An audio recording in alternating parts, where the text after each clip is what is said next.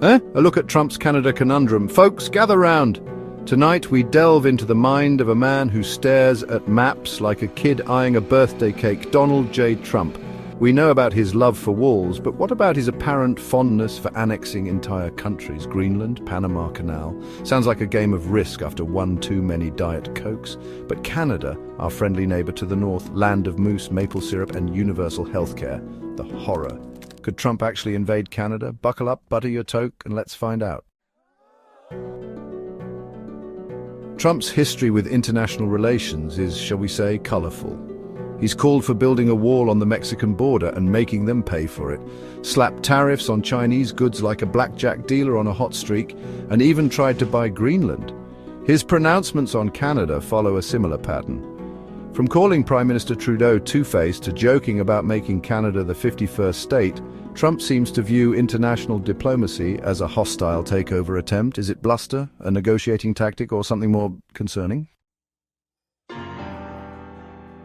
One might wonder, why Canada? What's got the Donald's knickers in a knot about the Great White North? Some speculate it's about resources. Canada's got oil, timber, fresh water, things a growing economy or a declining empire might crave.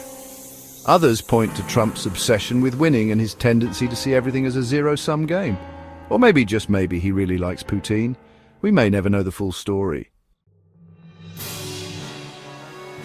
Now, let's talk about the elephant in the room, or should we say the moose on the hockey rink. Would a Trump invasion of Canada spark World War III? It's a scary thought, but thankfully most experts agree it's highly unlikely. NATO, the military alliance Canada belongs to, would likely intervene, and let's be honest, even Trump wouldn't be dumb enough to take on the entire world, right? Still, the fact that we're even having this conversation is unsettling, to say the least. Section 5, experts speak from highly unlikely to hold my beer. When it comes to predicting Trump's next move, even the experts are left scratching their heads. Some dismiss his Canada talk as mere bluster, a way to distract from domestic problems or rile up his base. Others, however, point to his history of impulsive behavior and his fondness for the madman theory of diplomacy. In other words, never underestimate the power of unpredictable. So there you have it, folks. A resounding maybe from the experts. Comforting, isn't it? Section 6. The Canadian response. Sorry seems insufficient this time. So how are our Canadian friends reacting to all this? Well, they're doing what they do best, being polite even in the face of potential invasion.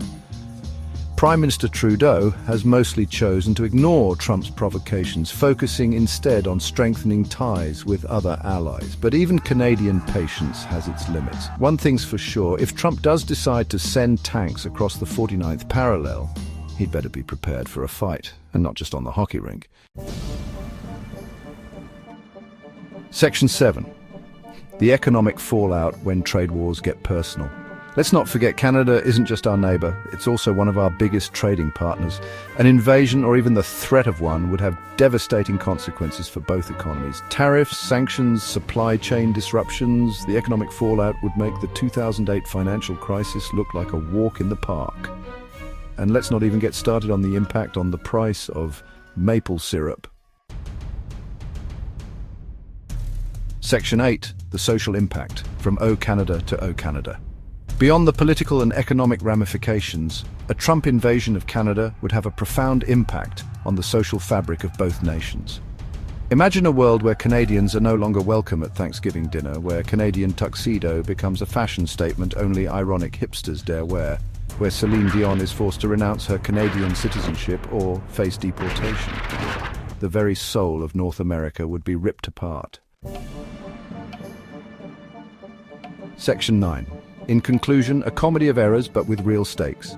So there you have it, folks, the saga of Trump and Canada, a story full of bluster, bravado and a healthy dose of the absurd.